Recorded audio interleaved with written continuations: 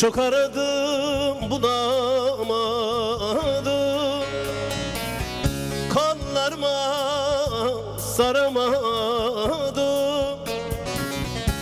Aradan seneler geçti, bir türlü unutamadım. Aradan seneler geçti, yar yar, bir türlü unutamadım. Geldi geçti, geldi geçti, ömür böyle geldi geçti. Çok acılar gördüm ama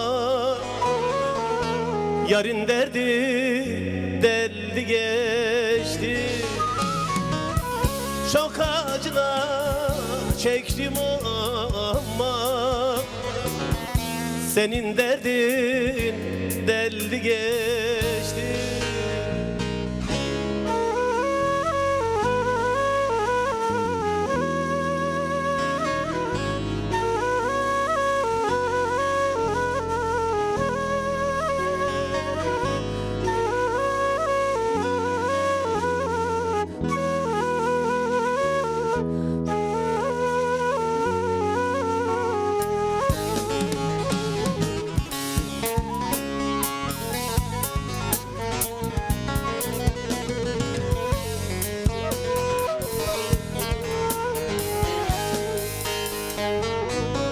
Aşık Cem'im baktım kara, gel de böyle derde yanma.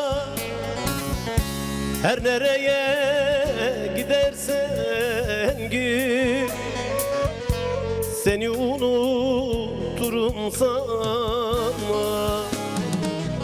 Her nereye gidersen git, seni unuturum sanma. Geldi geçti, geldi geçti, ömür böyle geldi geçti.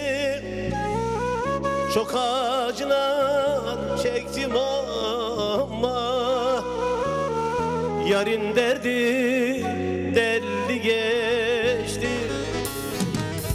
Çok acılar çektim ama senin derdin deldi geçti.